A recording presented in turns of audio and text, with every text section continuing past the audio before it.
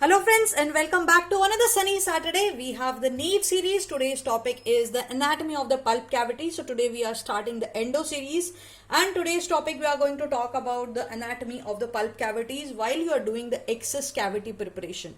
It is very important that you know all the landmarks, not only for the NEET but while you are doing root canal treatment, because root canal treatments earns you the most. So it is very important that you know the anatomy of all the pulp cavities, and when you know the anatomy of all the pulp chamber, when you know anatomy of the pulp cavity, then it is very easy for you to do the root canal treatment. So these are the pulp horns, and we have the pulp chamber. So this is the pulp chamber, and then we have the root canals, which we are going to debride, which we are going to fill with obturating material while doing a root canal preparation. So without further ado, let's jump into the series.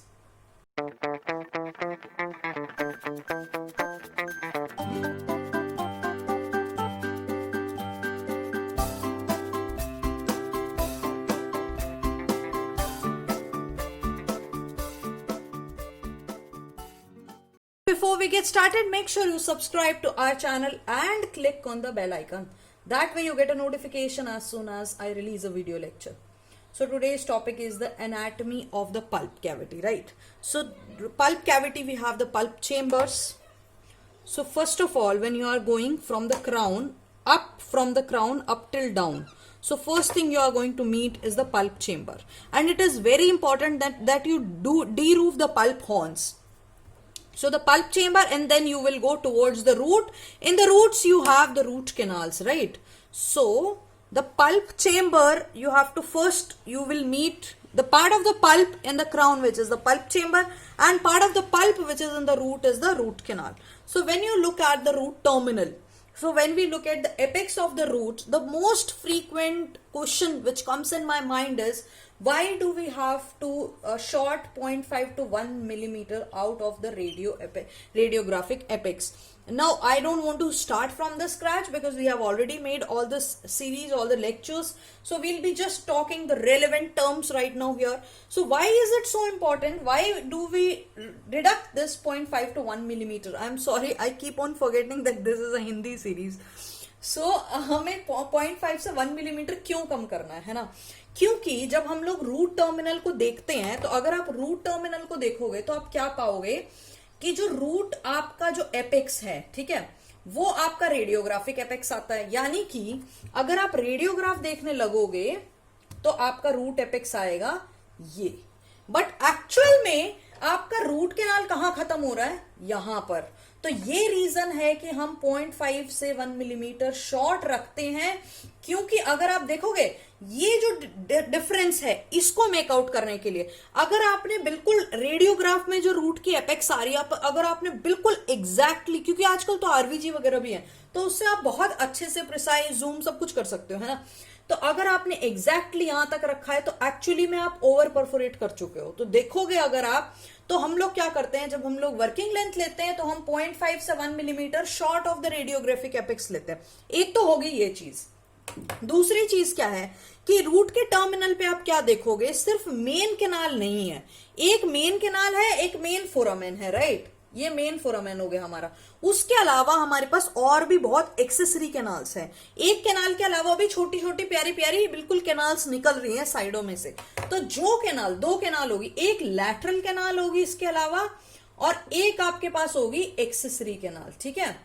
तो lateral canal कौन सी होती है? मैं हमेशा आपको एक ही बात बोलती हूँ कि आप ना नाम देखो, नाम के अंदर आपको सारी हिंट मिल जाती है. लैटरल का मतलब होता है लैटरल सर्फेसेस. मीडियल जो होता है towards the mid line, lateral मतलब away from the mid line. अगर आप रूट देखोगे ये, तो लैटरल का मतलब क्या है? Away from the mid line जो भी कैनाल जा रही है.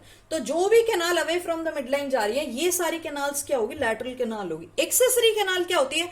मेन के अलावा जो होती है वो एक्सेसरी कैनाल होती है. तो ये हमारी क्या होगी? एक्सेसरी कैनाल होगी. और लैटरल वो होंगी जो सिर्फ और सिर्फ लैटरल साइड में जा रही हैं, छोटी छोटी पतली पतली होती है. इनको ना आप, इन कैनाल्स को आप लोग फिल नहीं कर, ऑब्स्टरेट नहीं कर सकते, क्योंकि ये बहुत थिन कैनाल होती है. तो हम लोग इरिगेंट से इन कैनाल्स को वॉश कर देते हैं, ठीक है? तो लैटरल कैनाल अब क्या है, सारी की सारी लैटरल कैनाल जो है वो तो एक्सेसरी कैनाल है, लेकिन एक्सेसरी कैनाल जरूरी नहीं है कि वो लैटरल सरफेस पे प्रेजेंट हो। तो इसीलिए ये कहावत कही जाती है कि all lateral canals are accessory canal, लेकिन वाइस वर्सा नहीं है ये ट्रू, क्योंकि एक्सेसरी कैनाल कोई जरूरी नहीं है कि वो लैटरल सरफेस पे प्रेजेंट हो या नहीं हो। तो कैनाल ऑरिफिस जो है वो कंटिन्यूएशन में है पल्प के हमारे सीईजे पे। सो हम लोग एपाइकल फोरामिना की बात करते हैं। एपाइकल फोरामिना जो है ये हमारा फनल शेप का है, ठीक है, ये अपाइकल फोरामिना फनल शेप का है। और अगर आप यहां पे देखोगे तो एक ना थोड़ी सी कंस्ट्रक्शन आती है। एक मेरे को एक स्टूडेंट ने क्वेश्चन पूछा था, कमेंट में डाला था कि मैम जो हमारा जो माइनर अपाइकल डायमीटर है, ठीक है, वो क्या है? जो माइनर अपाइकल डायमीटर है ना बच्चे, वो हमारा जहां पर ये जो हमारी कैनाल आ रही है बिल्कुल एपेक्स के पास, जहां से ये सबसे ज्यादा पतली हो जाती है, वो मेरी माइनर अपाइकल डायमीटर है। ये डायमीटर यूजुअली अपाइकल फोरामिना के पास प्रेजेंट होता है, ठीक है। तो हम लोग जो हमारी ऑब्जर्वेशन है, जो हमारी फाइलिंग है, वो हम कहां पे खत्म करते हैं? वो हमारी करते हैं माइनर अपाइकल डायमीटर पे। सो या तो तुम बोल दो माइनर अपाइकल डायमीटर, मोस्टली ये रेलेवेंट करता है किसके साथ? ये हमारा करता है सीडीजे के पास, जो हमारा सीमेंटोडेंटिनल जंक्शन है, जहां पे सीमेंटम और डेंटीन आके मिल रहे हैं। तो ये समवेयर अराउंड यही ही होता है, ठीक है। अब ये कोई पता नहीं होता कि सीडीजे पे सीमेंटम के फाइबर है या डेंटीन के फाइबर है, वो हम पेरियो में ऑलरेडी कवर कर चुके हैं। तो इसीलिए यंग परमानेंट दांत की जो हम लोग रेडियोग्राफिक एपेक्स जो रखते हैं, जो हम जितना हम फाइलिंग के टाइम पे यूज करते हैं, वो 0.5 से 1 millimetre short of the apex रखते हैं, ठीक है। कैनाल प्रिपरेशन कहां पे खत्म होनी चाहिए? कैनाल प्रिपरेशन हमारी होनी चाहिए सीडीजे पे खत्म। ये मेरा सीडीजे, जहां पे सीमेंटम और डेंटीन आके मिल रहे हैं, जो सीमेंटम और डेंटीन का जंक्शन है, वो कहां पे होगा? वो होगा 0.5 से 1 millimetre short of the radiographic apex. अब 0.5 में 0.6 भी हो सकता है, 0.8 भी हो सकता है, 1 मिलीमीटर भी हो सकता है, समवेयर अराउंड इतना होता है। कोई जरूरी नहीं है कि एक स्पेसिफिक वैल्यू इतना ही होगा। और जैसे जैसे आपकी एज प्रोग्रेस होने लगती है, वैसे वैसे डिपोजिशन होने लगती है सीमेंटम और डेंटीन की, और इसीलिए कैल्सिफाइड कैनाल भी ज्यादा बड़ी एज ग्रुप में आप देखोगे तो वो दिखाई देती है, और ज्यादा ऑब्लिटरेशन भी दिखती है कैनाल्स की, लैटरल कैनाल्स की और एक्सेसरी कैनाल्स की। बाकी अब एक्सरे की बात करो तो आरवीजी में भी आपको पता चल जाता है, लेकिन आईओपीआर, आरवीजी ये सारे 2D हैं, ठीक है। उसमें अब आपको अगर एग्जैक्टली पता करना है कौन सा ऐसा रेडियोग्राफिक फीचर है जिससे आपको एकदम एग्जैक्ट पता चल जाएगा कि कहां पे कितनी कैनाल है, कैनाल में कितनी, कहां पे हमारी ऑरिफिस है, कहां पर कितना रूट में कितनी कैनाल्स प्रेजेंट है, ये सब पता चलता है सीबीसीटी से। तो सीटी स्कैन जो होगा आपका कोन बीम सीबीसीटी, इससे आपको सीटी स्कैन से पता चलता है कि एक स्पेसिफिक रूट के अंदर कितनी कैनाल्स प्रेजेंट है, ठीक है। क्योंकि लेकिन हर पेशेंट को आप सीबीसीटी नहीं करा सकते हो, ना ही हर सिटी में, छोटी सिटीज में अवेलेबल भी नहीं होता। कैनाल्स जो है ना अब वो स्ट्रेट लाइन में नहीं होती है। देख रहे हो अब जैसे ये वाली कैनाल है ना, ये देखो ये कर्व्ड कैनाल है, राइट। सो कैनाल जो होती है वो आपकी स्ट्रेट लाइन में नहीं होती है। कैनाल जो होती हैं वो थोड़ी कर्व्ड होती हैं, वो हम लोग एनाटॉमी में बात करेंगे, अभी एनाटॉमी पढ़ेंगे कैनाल्स की। तो कैनाल की कर्वेचर की वजह से क्या होता है, जब आप उसमें फाइल डालने लगते हो तो कर्वेचर की वजह से फाइल आपकी टूट जाती है। यही रीजन होता है, क्योंकि 20 टू 30 डिग्री तक कर्व्ड कैनाल प्रेजेंट होती हैं। तो यही रीजन है कि आप लोग फिर रोटरी इंस्ट्रूमेंट पे हम लोग आते हैं, क्योंकि रोटरी में हमारे पास नाइट आई है। नाइट आई की क्या स्पेशल प्रॉपर्टी है, नाइट आई की अलग से वीडियो डाल रखी है, अगर आपने नहीं देखी तो वो भी देख सकते हैं। जो नाइट आई की अलग से प्रॉपर्टी क्या है, स्पेशल प्रॉपर्टी है कि वो सुपर फ्लेक्सिबल है, वो जिस रंग में ढालो उसी रंग में ढल जाती है, ठीक है, एक आदर्श बहू की तरह। तो वो क्या है, हमारी नाइट आई है।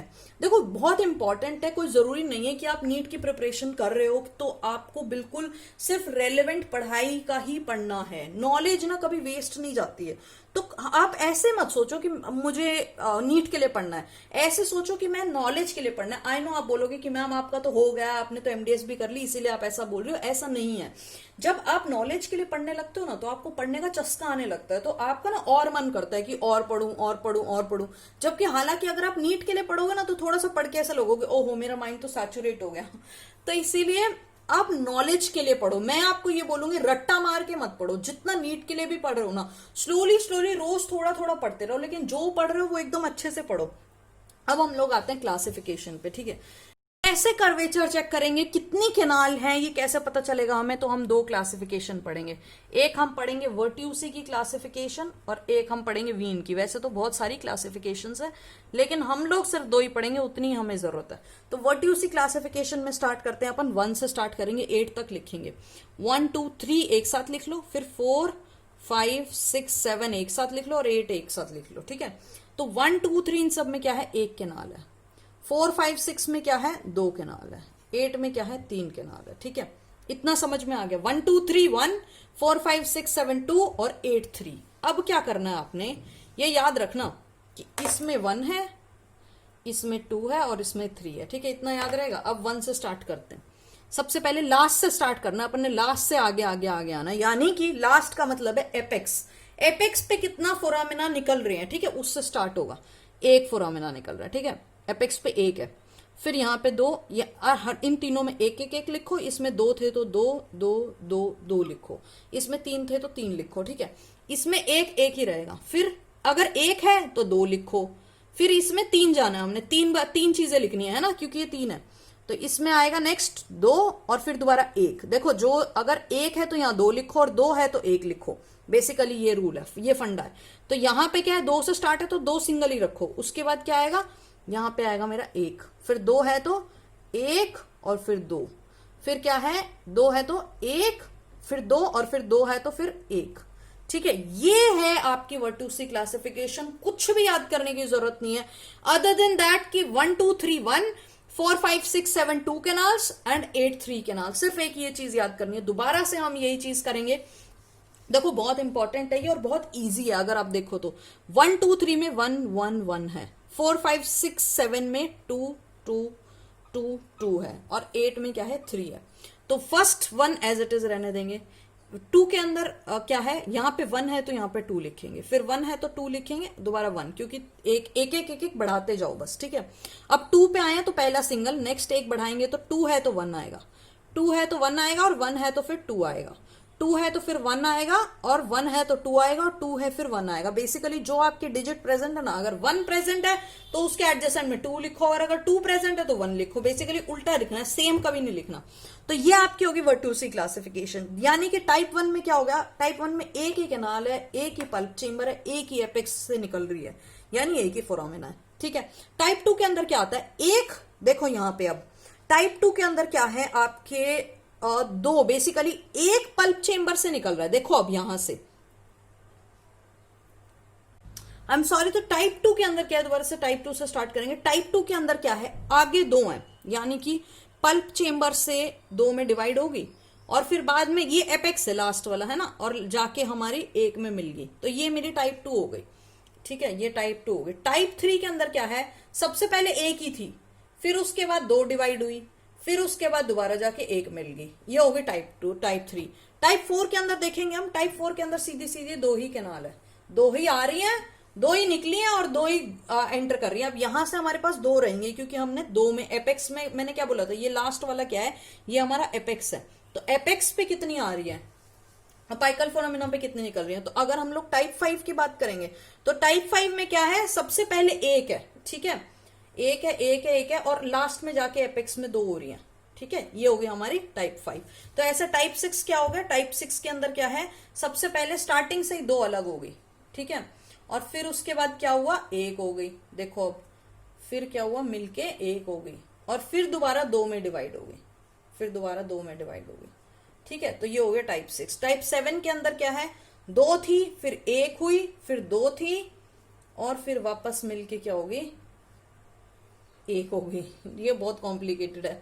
उसके बाद 8 के अंदर क्या है, 8 में सीधी सीधी 3 है। 8 कैसे होगी हमारी, ऐसे निकली, 1 2 और 3। ठीक है, ये हो गई 8। ये तो बात थी वर्ट्यूसी क्लासिफिकेशन। अगर वीन क्लासिफिकेशन की बात करोगे तो बहुत इजी है। ऊपर के 2 2 उठा लो, यानी एक फर्स्ट 1 कैनाल वाले 2 उठा लो और 2 कैनाल वाले 2 उठा लो। तो 1 2 तो यूं के यूं सेम है और यहाँ पे 4 5 उठा लो। बेसिकली एक फर्स्ट स्टार्टिंग के फर्स्ट 2 उठा लो 1 कैनाल वाले और स्टार्टिंग के फर्स्ट 2 उठा लो 2 कैनाल वाले। तो वीन्स का फर्स्ट क्या होगा, 1 ही रहेगा वीन्स का, यानी कि एक ही सिंगल कैनाल है और एपेक्स पे सिंगल ही एग्जिट हुई है। ठीक है, 2 के अंदर क्या है, स्टार्टिंग से पल्प चेंबर से 2 थी, लेकिन एग्जिट कैसे हुई है, एज अ 1 हुई है। तो ये आपका हो गया वीन्स का टाइप 2। वीन्स का टाइप 3 क्या है, वर्ट्यूसी का टाइप 4, क्योंकि हमने स्टार्टिंग वाले दो उठाने हैं, ठीक है। तो टाइप 4 के अंदर क्या है, टाइप 4 में आपकी है कि 2 थी, ठीक है, और 2 ही एग्जिट हो रही है, यानी ऐसे 2 थी और 2 ही एग्जिट हुई। और टाइप 5 के अंदर क्या है, स्टार्टिंग में 1 थी और एग्जिट कहां से हो रही है, एज अ 2 हो रही है, ठीक है। तो ये हो गया आपका type 3 of Weine's and type 4 of Weine's. So type 4 of Weine's is equal to type 5 of Vertucci and type 3 of Weine's is equal to type 4 of Vertucci. Basically आपको स्टार्टिंग के दो उठाने हैं। अगर आप एक कैनाल वाले उठा रहे हो तो फर्स्ट 2 एक कैनाल, बेसिकली वीन्स में 1 फर्स्ट और सेकेंड का कौन सा है, 1 कैनाल वाले, थर्ड और फोर्थ कौन से हैं, 2 कैनाल वाले। तो लाइक दैट आपको एज इट इज करना है। अब बात करते हैं इस्थमस की। इस्थमस 2 कैनाल के बीच में जो कम्युनिकेशन है उसको इस्थमस बोलते हैं, ठीक है। तो बेसिकली अगर आपका ये 2 कैनाल के बीच का जो कम्युनिकेशन है इसको इस्थमस बोल दिया, ठीक है। तो इस्थमस की क्लासिफिकेशन किम ने जो दी थी उसके अंदर क्या है, सबसे पहला होता है शॉर्ट लेकिन कॉम्प्लेक्स इस्थमस है, तो ये इस्थमस क्या होगा, ऐसा होगा। सेकेंड में क्या है, कंप्लीट है लेकिन इलोंगेटेड है, यानी कि कंप्लीट और इलोंगेटेड इस्थमस ऐसा मिलेगा आपको, ठीक है। थर्ड के अंदर कंप्लीट है लेकिन शॉर्ट है, तो थर्ड में आपको इस्थमस कैसा मिलेगा, ऐसा, कंप्लीट लेकिन शॉर्ट इस्थमस मिलेगा। फोर्थ में क्या है, लॉन्गर और इनकम्प्लीट भी हो सकता है और कंप्लीट भी हो सकता है, लेकिन लंबा जरूर होगा, चाहे तो कंप्लीट हो चाहे कंप्लीट नहीं हो। तो ये हो गया आपका 4। और 5 के अंदर डेफिनेटली कंप्लीट इस्थमस नहीं है, तो ये बस कंप्लीट नहीं है, देखो यहाँ पे इनकम्प्लीट इस्थमस है, कोई कम्युनिकेशन नहीं है टाइप 5 में इस्थमस में। एक्सेस कैविटी प्रिपरेशन स्टार्ट करनी है। अब आपने आपको पता कौन से बर से स्टार्ट करनी है। सबसे पहले तो अगर कैप चढ़ी हुई है उस दांत पे, तो फिर आपका जो ट्रांसमेटल का बर होता है जिसको हम लोग टंगस्टन कार्बाइड बर, जो प्रोस्तो वाले लोग तो हम हमेशा रखते होते हैं, तो टंगस्टन कार्बाइड बर बोलो या फिर ट्रांसमेटल बर बोलो या फिर मेटल कटिंग बर बोलो, सब एक ही नाम है। तो ये बर में अगर कोई बहुत हैवी रिस्टोरेशन है, मान लो एमलगम की भी बहुत हैवी रिस्टोरेशन है, तो इस बर से इजीली निकल जाती है। या फिर आपको कोई मेटल कट करना है, कोई क्राउन कट करना है, तो इससे भी निकाल सकते हो। तो बोलोगे मैम हम लोग वो क्राउन रिमूवर क्यों नहीं यूज करते हैं? बेटा जब क्राउन रिमूवर हम यूज करते हैं ना, तो क्या होता है, बहुत बार मोस्टली बड़ी बड़ी यूनिट होती है ना, उसमें सारा क्राउन फ्रैक्चर हो जाता है। तो अगर आप सच में पेशेंट का भला चाहते हो तो आराम आराम से हौले हौले पहले थोड़ा क्राउन को कट करो और फिर क्राउन को निकालो। बेसिकली अब इंपॉर्टेंट पॉइंट पे जंप करते हैं, आरसीटी पे। तो जब हम लोग आरसीटी स्टार्ट कर रहे हैं, सबसे पहले आप कौन सा बर यूज करते हो, राउंड कार्बाइड बर यूज करते हो, ठीक है। राउंड होगा, ये अलग से वीडियो भी बना रखी है, इन सब टॉपिक्स की अलग अलग आपको वीडियो मिल जाएगी एंडो के प्लेलिस्ट में।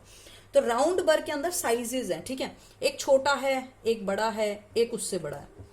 तो 2 साइज का, 4 साइज का, 6 साइज का, ऐसे 3 साइजेस के राउंड बर है। राउंड बर से आपने सिर्फ रूफ तक पहुंचना है पल्प चेंबर के।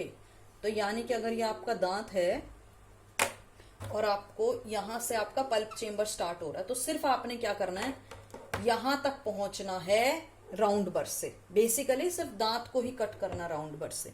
अब जितना पतला पल्प चेंबर, जितना पतला रूफ होगा पल्प चेंबर का, उसी अकॉर्डिंग आप बर यूज करोगे। जो सबसे पतला नैरो सबसे अगर पल्प चेंबर होगा, तो जैसे कि अगर हम बात करते हैं मैंडिबुलर एंटीरियर के छोटे छोटे दांत, पतले पतले नैरो नैरो पल्प चेंबर, उसके अंदर, या फिर आप मैक्सिलरी प्रीमोलर की बात करते हो, देखो मैक्सिलरी एंटीरियर में ना बहुत चौड़े होते हैं, ठीक है, पल्प चेंबर्स, क्योंकि मीजियो डिस्टली अगर मैक्सिलरी एंटीरियर की बात करोगे, सेंट्रल तो सबसे वाइडेस्ट है, अदर देन फर्स्ट मोलर सबसे वाइडेस्ट है मीजियो डिस्टल, है ना। तो ये हम लोग इसकी बात नहीं कर रहे, हम कर रहे हैं नैरो पल्प चेंबर की बात। ये जैसे कि मैंडिबुलर एंटीरियर हो गया, या फिर हम लोग बात कर सकते हैं मैक्सिलरी प्रीमोलर की, उसके अंदर नंबर 2 वाला राउंड बर यूज कर रहे हैं। उसके बाद सबसे चौड़ा जो है उसमें नंबर 6 कर रहे हैं, जैसे कि मोलर्स की बात कर, जिनका सबसे बड़ा पल्प चेंबर है। 4 किस में यूज करते हैं हम, जो बीच के हैं, जैसे कि मैक्सिलरी एंटीरियर हो गए या फिर मैंडिबुलर प्रीमोलर हो गए। तो जैसे ही आपने सबसे पहले राउंड बर से आप पहुंच गए हो, उसके बाद आपने एंडो एक्सेस बर उठाना है। एंडो एक्सेस बर की क्या खास बात है, एंडो एक्सेस बर की खास बात यह है कि इसकी तो राउंड कटिंग जो टिप है वो राउंड है वो भी कटिंग है, और पूरा का पूरा जो साइड का सरफेस है वो भी कटिंग है। ये एंडो एक्सेस बर की खास बात है कि इसके अंदर round and cutting tapered diamond endo access bur है, डायमंड एक्सेस बर है। सो ये डायमंड का बर है जिसके अंदर साइड में भी कटिंग है और राउंड ऊपर में भी कटिंग है, ठीक है। अब इससे आप क्या कर रहे हो, रूफ चेंबर की इनिशियल पेनिट्रेशन पे आ गए हो, ठीक है। अगर आप एंडो एक्सेस बर यूज कर रहे हो तो इनिशियल पेनिट्रेशन, ज्यादा अंदर आपको एंडो एक्सेस बर यूज नहीं करना, क्योंकि क्या होगा आगे जाओगे, देखो कॉमन सेंस है पूरी की पूरी डेंटिस्ट्री, इतना कुछ वो है नहीं। तो क्या है, जब आप अगर ये बर लेके चले जाओगे और यही बर यूज करते रहोगे तो क्या होगा, आप फर्केशन में पहुंच जाओगे और आप पेनिट्रेट कर दोगे। तो इसीलिए सिर्फ initial roof of the pulp chamber में ही एंडो एक्सेस बर यूज करना है। उसके बाद के लिए एक नए टाइप का बर आया, सेफ्टी टिप, ठीक है। सेफ्टी टिप आया, एंडोजीबर के नाम से आता है। तो एंडोजीबर जो है जिसके अंदर सेफ्टी टिप टेपर्ड बर है, जिसके अंदर क्या है, आगे कटिंग नहीं है। तो अगर आप यहां तक फर्केशन तक पहुंच भी गए तो ये आगे से कट करेगा नहीं, ये साइड से कट करेगा, ठीक है। तो एंडोजीबर आजकल बहुत यूज कर रहे हैं, बहुत ट्रेंडिंग है, क्योंकि ये क्या है, परफोरेशन को, पल्पल फ्लोर की परफोरेशन को प्रिवेंट करके रखा हुआ है, ठीक है। और ये क्या है, एक्सेस रिफाइनिंग बर भी बोल लेते हैं इसको, इसकी नॉन कटिंग टिप है। अब जीजी ड्रिल्स हैं। उसके बाद में अगर आपको कैनाल ऑरिफिस वाइड करनी है, क्योंकि हमें क्या चाहिए, स्ट्रेट लाइन एक्सेस चाहिए। देखो कैनाल तो कर्व्ड है, लेकिन हमने उसको प्रिपेयर ऐसे करना है कि हमने उसको स्ट्रेट लाइन बनाना है। ये चीज याद रखनी है आपको, क्योंकि स्ट्रेट लाइन एक्सेस क्यों बनाना है, ताकि हम लोग इंडियन क्या करते हैं, एक ही फाइल है 10 पेशेंटों पे 20 पेशेंटों पे यूज कर रहे हैं वही सेम फाइल, हम लोग फाइल को थ्रो नहीं कर रहे हैं। तो अगर अपन स्ट्रेट लाइन एक्सेस नहीं करेंगे तो वो फाइल बेंड हो के कर्व्ड कैनाल में मुड़ के टूट जाएगी, दांत के अंदर ही, रूट कैनाल के अंदर ही, और फिर वो दिक्कत देगी। तो इसीलिए हम लोग इस प्रिंसिपल को डिसोबे कर रहे हैं कि कंजर्वेशन ऑफ टूथ स्ट्रक्चर। हम क्या कर रहे हैं, जबरदस्ती उस कर्व्ड कैनाल को, जो कि कैनाल कर्व्ड थी, ठीक है, ऐसे थी, अपन उसको क्या कर रहे हैं, अपन उसको बना रहे हैं ऐसे स्ट्रेट लाइन, ठीक। तो हम लोग क्या कर रहे हैं, कर्व्ड कैनाल को स्ट्रेट लाइन बना रहे हैं ताकि हमारे लिए इजी हो जाए काम करना, फाइल नहीं टूटे। तो सबसे इंपॉर्टेंट चीज क्या है, अगर आप आरसीटी कर रहे हो, सबसे इंपॉर्टेंट चीज क्या है फेलियर की, आरसीटी।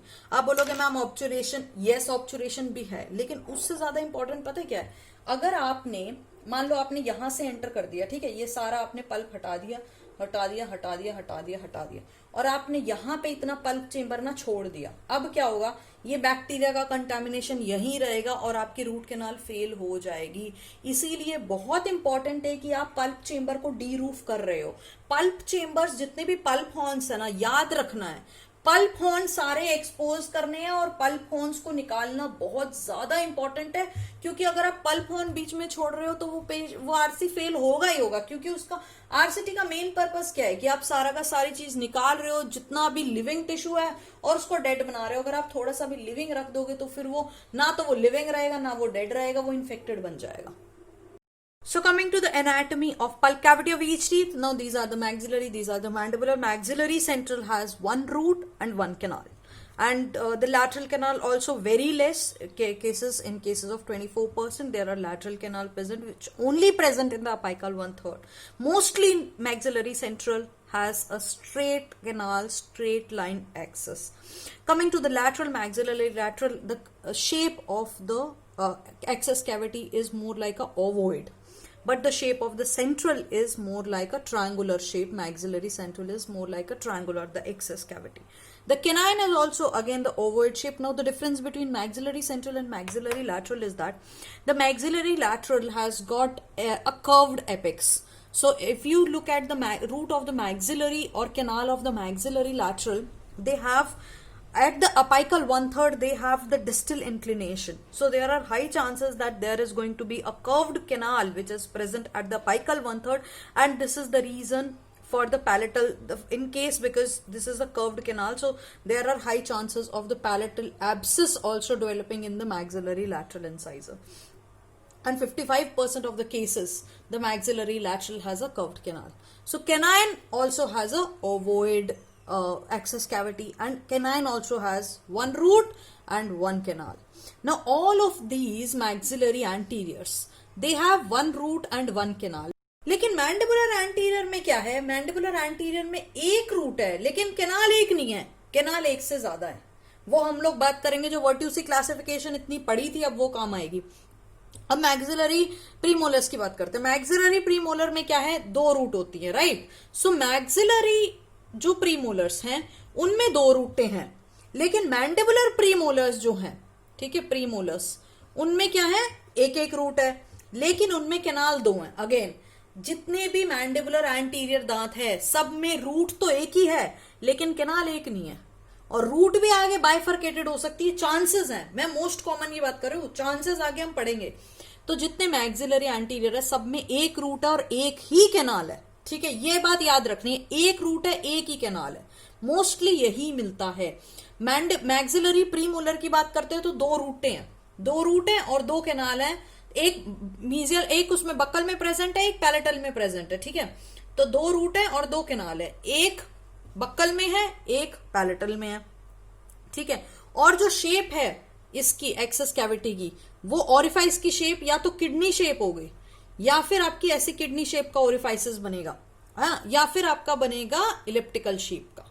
ये तो हो गए दोनों प्रीमोलर्स की बात। अब मोलर की बात कर लेते हैं। मोलर के अंदर क्या है, तीन रूटें हैं मैक्सिलरी मोलर्स में।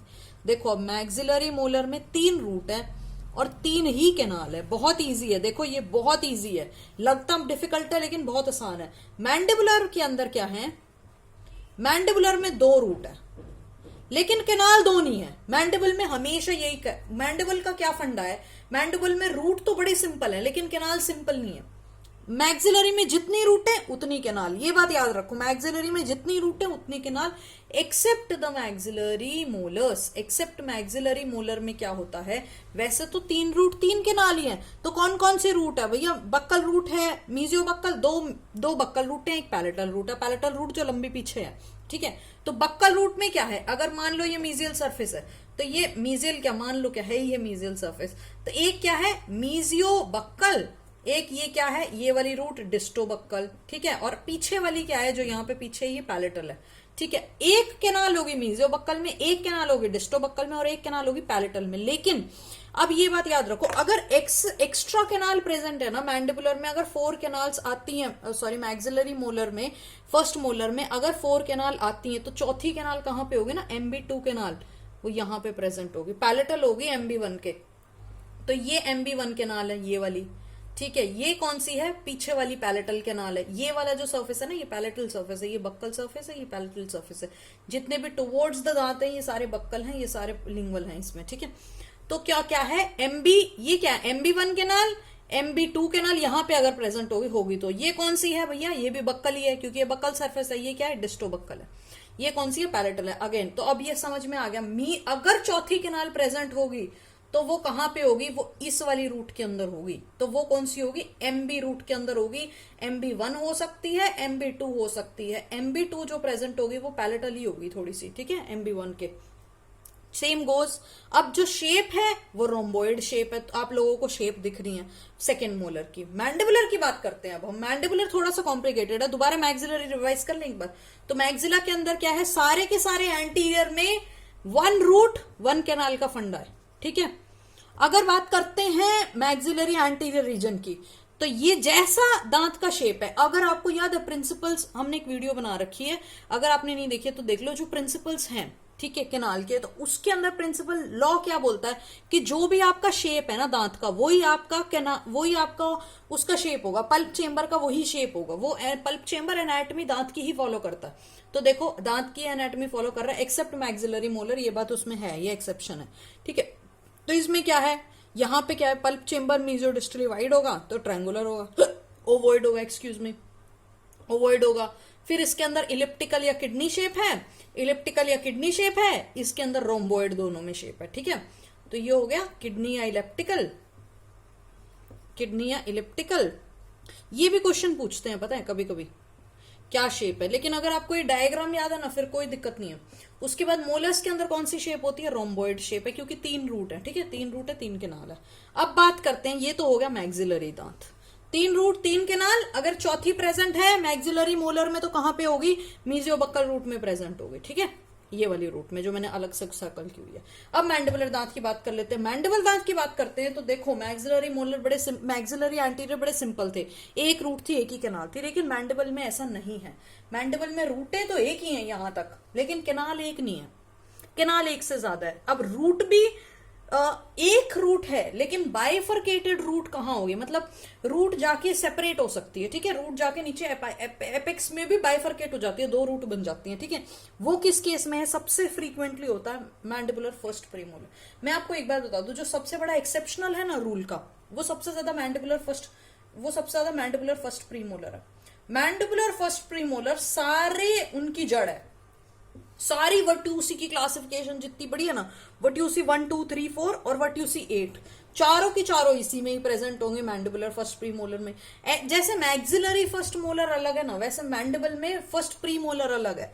ये तो अलग ही सारी चीजें फॉलो करता है, ठीक है। और बाइफरकेटेड रूट भी most commonly mandibular first premolar में ही प्रेजेंट होगी।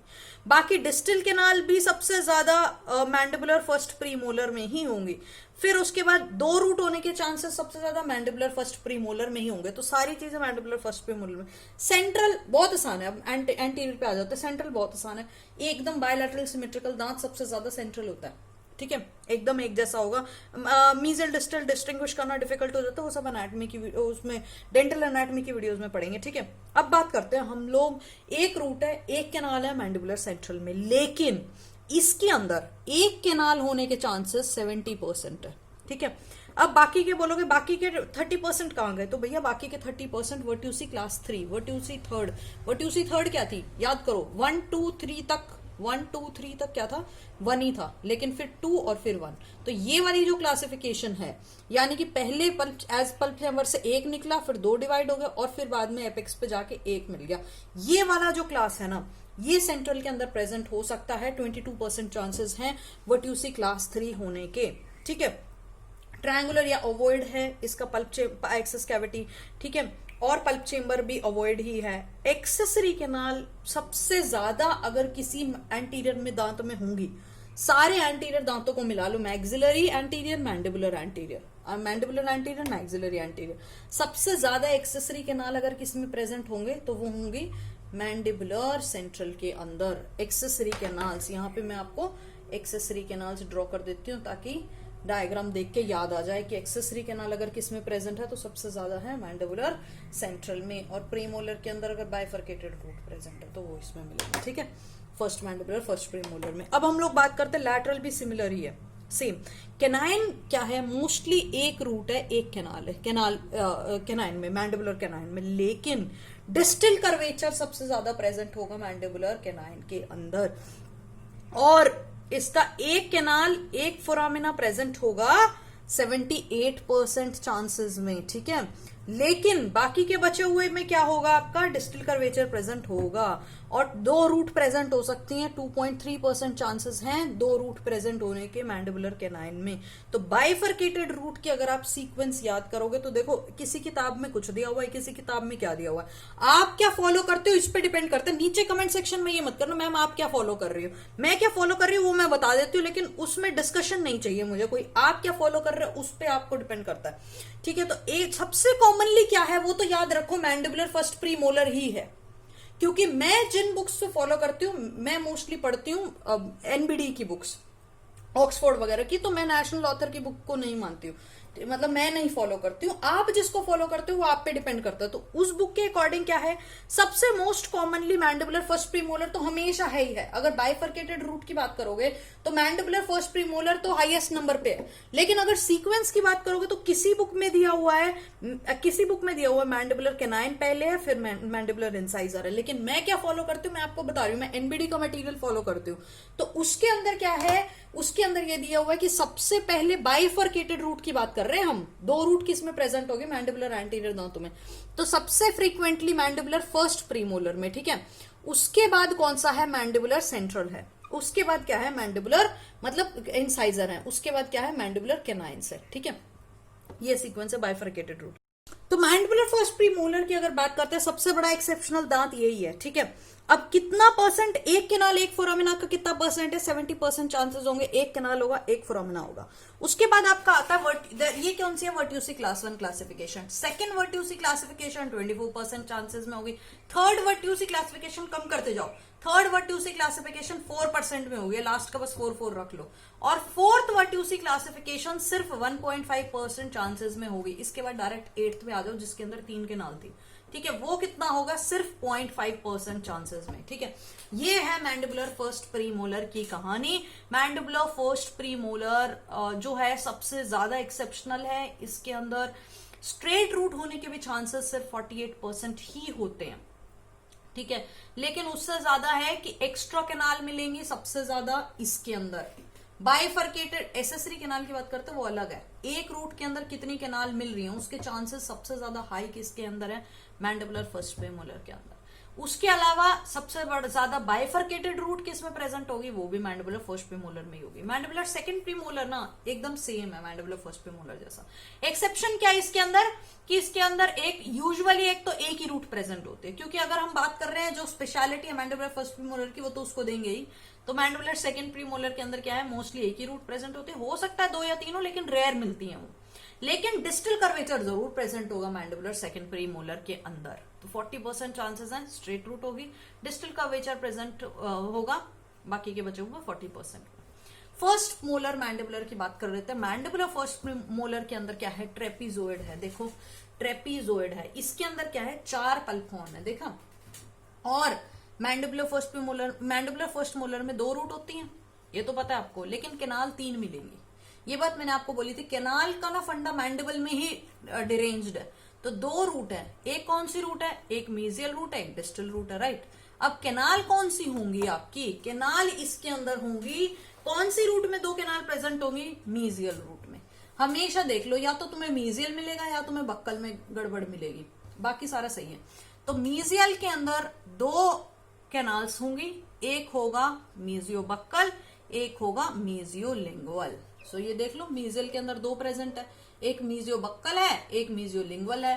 तो डिस्टल में कितनी है, डिस्टल में देख लो एक ही है, तो डिस्टल में 1 केनाल होगी। लेकिन अगर 4 केनाल प्रेजेंट होती हैं मैंडिबुलर फर्स्ट मोलर में, जो कि 30% चांसेस होते हैं 4 केनाल मिलने के, ठीक है। अगर आप मैक्सिलरी में बात करोगे ना, मैक्सिलरी में 4 केनाल होने के 40% चांसेस है, लेकिन मैंडिबल फर्स्ट मोलर में 4 केनाल होने के 30% चांसेस है, ठीक है। तो मैक्सिला में ज्यादा चांसेस होते हैं कि 4 केनाल मिले, मैंडिबल में उससे थोड़ा सा कम होता है। तो मैंडिबुलर फर्स्ट मोलर के अंदर 30% चांसेस होंगे 4 केनाल मिलेगी। और अगर चौथी केनाल मिलेगी तो वो कहाँ मिलेगी, जो भी अकेली रूट है, डिस्टल रूट, इसके अंदर आपको दूसरी केनाल मिल सकती है, एक और एक्स्ट्रा, जिसके 30% चांसेस होंगे। एक्सेसरी केनाल अगर पोस्टीरियर दांतों में बात करोगे तो सबसे ज्यादा किसमें है, तो सबसे ज्यादा है मैंडिबुलर फर्स्ट मोलर में, ठीक है।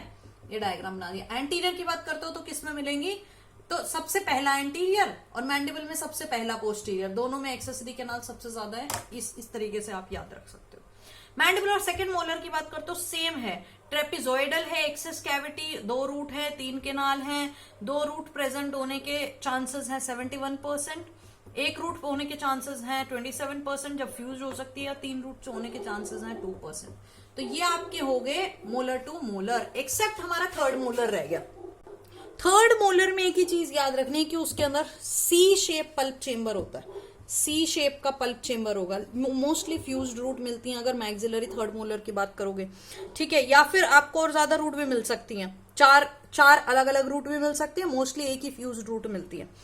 लेकिन आपको याद क्या रखना है, सी शेप पल्प चेंबर मैक्सिलरी में भी थर्ड मोलर में और मैंडिबुलर में भी थर्ड मोलर में। और मैंडिबुलर थर्ड मोलर में 2 रूट मिलेंगे और 2 केनाल मिलेंगी मोस्टली, ठीक है। तो ये हमारा हो गया anatomy of the pulp chamber, maxillary, mandibular, सारे दांत कवर कर लिए। तो मेरे प्यारे नीट वासियों, इसके साथ हमारा खत्म होता है anatomy of the pulp chamber. Endo की सीरीज स्टार्ट हो चुकी है, पढ़ाई स्टार्ट कर दीजिए अगर आपने अभी तक नीट की प्रिपरेशन स्टार्ट नहीं की है, और मजे लेके पढ़ना है। ऐसा स्ट्रेस लेके पढ़ोगे ना तो नीट नहीं हो पाएगा, मतलब अच्छे मार्क्स नहीं आ पाएंगे, आ जाएंगे, लेकिन मैं आपको ये बोलूं टेंशन क्यों लेनी है, अपना मस्त मजे लेके एक एक टॉपिक करते रहो। और अभी तो लॉकडाउन भी चल रहा है, अभी तक चल रहा है, तो आराम आराम से थोड़ा थोड़ा प्यार से हौले हौले पढ़ते रहो और हौले हौले काम करते रहो और थोड़ा डिसिप्लिन मेंटेन रखो। डिसिप्लिन का मेंटेन रखने का मतलब है रोज पढ़ाई करो। ऐसा नहीं आज मूड नहीं है तो आज नहीं पढ़ाई की है, ठीक है, कल मेरा मूड होगा कल मैं पढ़ाई, मूड कभी नहीं होता है। लेकिन ये बात याद रखनी है कि अगर हम एग्जिस्ट कर रहे हैं तो कुछ ना कुछ नॉलेज गेन करनी है, रोज गेन करनी है। बुक खोल के पढ़ने का मन नहीं है, वीडियोस देख के पढ़ो, कैसे भी पढ़ो, लेकिन अपने नॉलेज अपडेटेड रखो, पढ़ते रहो, क्योंकि अभी तो उम्र है और आगे भी उम्र भी खत्म, मतलब अगर तुम्हारा एमडीएस भी हो जाएगा तो भी पढ़ते तो रहना ही है, अपडेटेड रखना है खुद को। और पढ़ाई को इंटरेस्टिंग बनाओ। अगर पढ़ाई को ये समझ के पढ़ोगे कि वाओ ये एक बहुत इंपॉर्टेंट चीज है, ये तो मुझे, मैं पढ़ते पढ़ते ओ माय गॉड ये तो मुझे पता ही नहीं था, ऐसे मतलब एक इंटरेस्ट बन जाता है कि आपको थ्योरी आप पढ़ रहे हो ना, उसको हमेशा इमेजिन करके पढ़ना है। एक चीज हमेशा याद रखो, जो भी तुम पढ़ रहे हो उसको इमेजिन करते हुए पढ़ो, वो तुम्हारी आंखों के सामने उसका पिक्चर आ जाना चाहिए जब आप पढ़ रहे हो तो। और सब्सक्राइब करो चैनल को, इसीलिए नहीं क्योंकि ये मेरा चैनल है, क्योंकि मैं रोज आपको कोई ना कोई मोटिवेशन देती रहती हूँ। कम्युनिटी टैब में आपको कुछ ना कुछ रोज एक पुश मिलता रहेगा मेरी तरफ से। मैं आपको रोज मोटिवेट करती रहूंगी कि आपका दिन जो है वो बन जाए, आप कुछ उसमें अच्छा करें, पूरा दिन आपका वेस्ट नहीं जाए लॉकडाउन में। क्योंकि मेरे को कुछ स्टूडेंट्स के रिव्यूज मिले जिनको मैं जानती हूँ कि वो लोग कुछ नहीं पढ़ रहे हैं क्योंकि लॉकडाउन में वो सिर्फ टाइम पास कर रहे हैं। तो इसीलिए मैंने कम्युनिटी टैब में ये एफर्ट स्टार्ट किया है कि आप रोज एक सुबह में आप खोलते हैं, अगर आपको कमेंट नहीं करना तो मत कीजिए, लेकिन अगर आप खुद से देखो, एक चीज होती है अगर हम बोलते हैं ना कि मुझे ये चीज करनी है, जैसे कि मैं ये बात बोलती हूँ कि नहीं मुझे आज पढ़ना है, मुझे आज पढ़ना है, मुझे आज पढ़ना है, ठीक है, अगर मैं 10 बार ये बात बोलती हूँ तो वो मैं पढ़ूंगी क्योंकि वो मेरे जहन में आ जाती है। इनफैक्ट मैं तो आपको ये बोलूंगी कि आप नीचे कमेंट करो, मैम आज मैं ये पढ़ूंगा, या मैम आज मैं ये पढ़ूंगी, मैम आज मैंने ये पूरा करना ही है। मतलब अगर तुम खुद से बोलोगे ना तो वो चीज तुम्हारे मन में होगा कि हाँ मुझे आज करना ही है। अगर कोई एफर्ट आप नहीं कर पा रहे हो, इनिशिएट नहीं हो पा रहा है, या फिर आपको लग रहा है कि आप दिन भर में ज्यादा टाइम वेस्ट कर रहे हो, तो आप ऐसे स्टार्ट करो, आप नीचे लिखो कि हाँ I will also do the same, I will also do this, I will. जो आपका काम अटका हुआ, ये बोलने से क्या होता है, जब आप खुद से कोई चीज बोलते हो ना तो वो आप फिर करते हो।